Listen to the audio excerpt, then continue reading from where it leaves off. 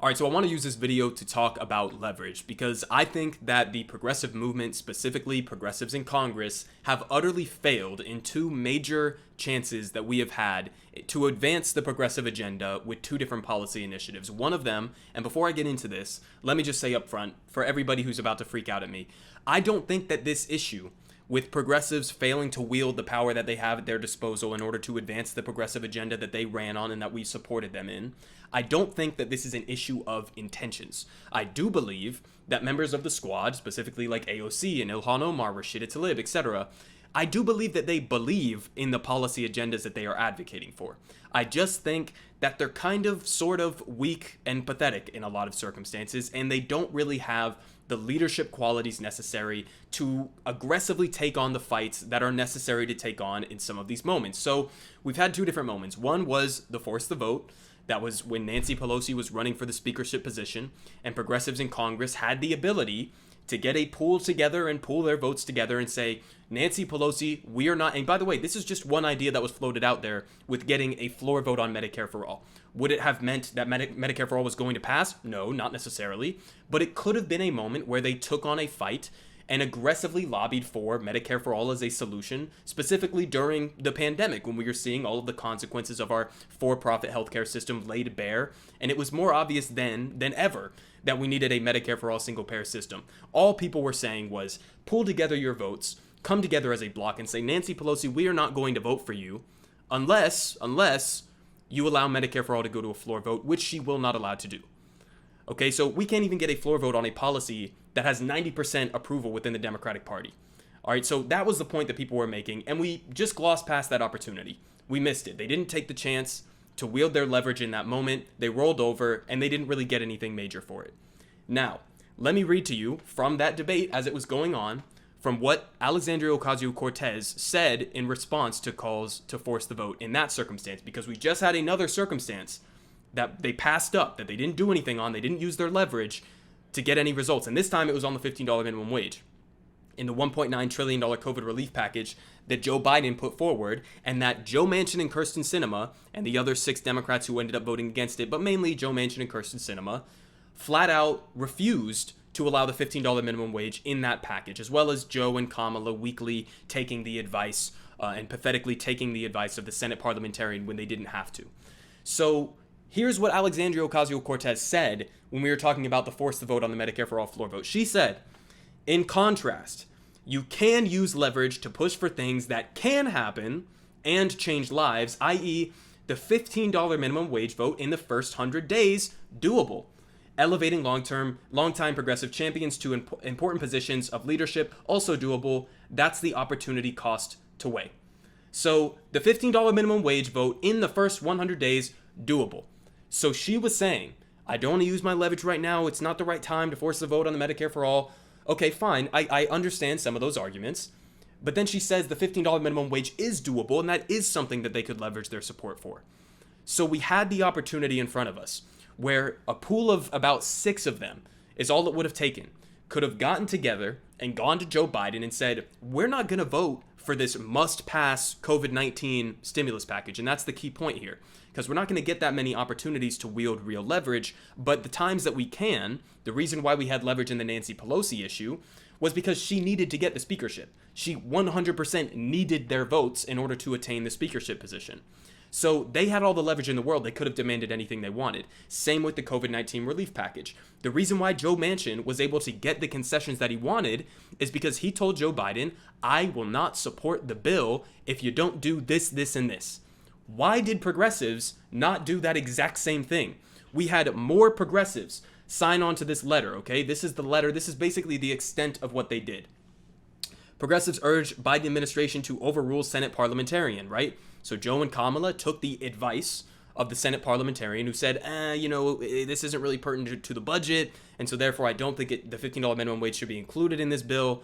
It was an advisory opinion that Kamala Harris unilaterally had the ability to completely ignore. And then you would have had that fight with Joe Manchin and Kyrsten Sinema to get them to fall in line.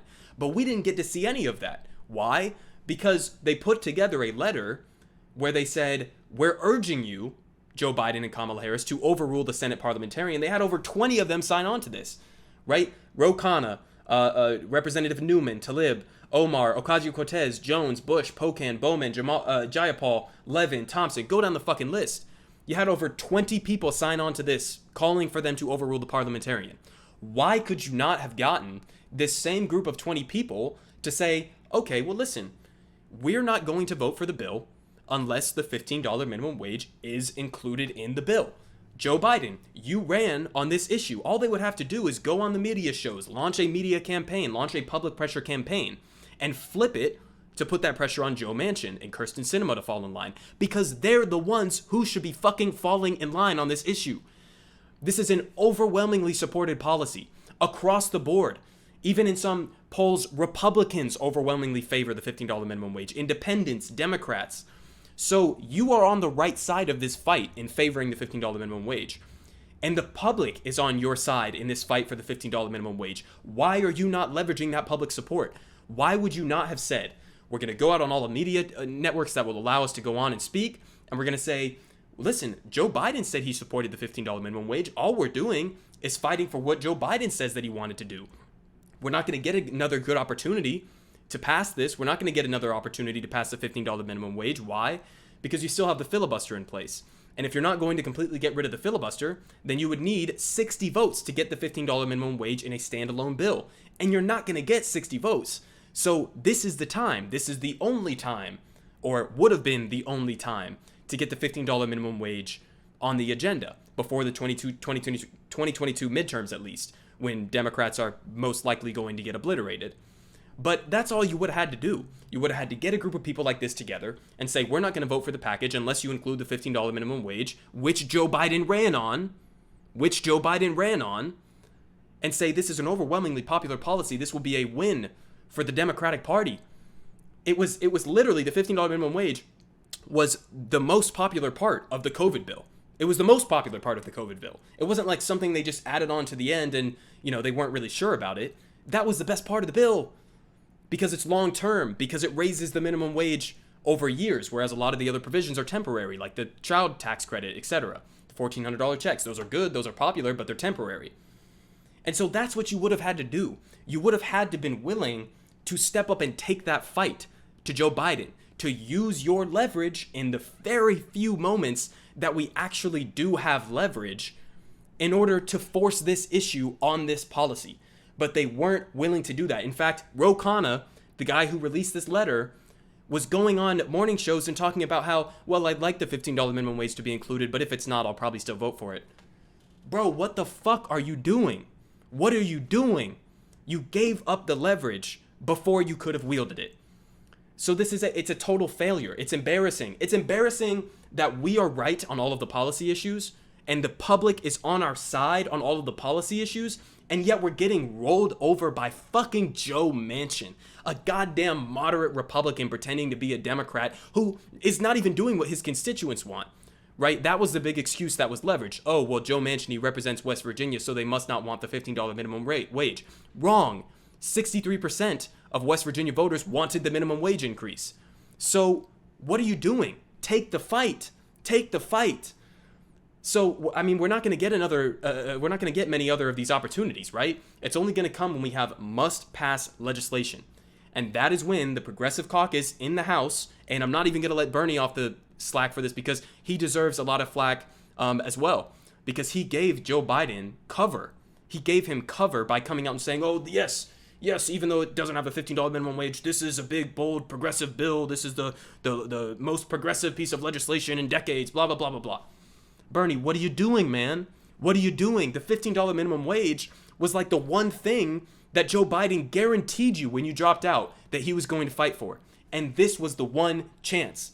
This chance is not going to come for a significant period of time. It's not going to come in the immediate future. This was the chance. So listen, we can't keep having progressives in Congress miss these opportunities. I get it. There's going to be a lot of backlash. You're going to have the entirety of the corporate Democrats, the entirety of the media ecosystem pounding down on you. But that's always the fucking case. If you want to get the progressive agenda enacted, you have to be willing to take that heat. You got to be willing to take that heat, and you got to be willing to flip the entire conversation on them, because you can, because we have the public support, because the policy is correct. Economically, it's correct. Morally, it's correct that people should be making a living wage in this country. It's not a difficult argument to make. You just have to be willing to make it and then stand your ground and be willing to tank the bill if necessary. It got to the point late in the negotiations where it was like, well, if we put up this fight now, then maybe the unemployment benefits will lapse and that'll be really bad. Yes, that would have been really bad. But that's why you should have had this plan in place from the beginning. So it didn't take multiple weeks and then you're at the last minute and you're saying, oh, wow, oh, no, they removed the $15 minimum wage. There's nothing we can fucking do about it. This was pathetic. I'm sorry, this was pathetic. I like a lot of these politicians, okay? They're not my friends. I don't think any politicians are my friends. But I like a lot of them. I support them. I think they have good intentions. But at some point, you need to have a fucking backbone.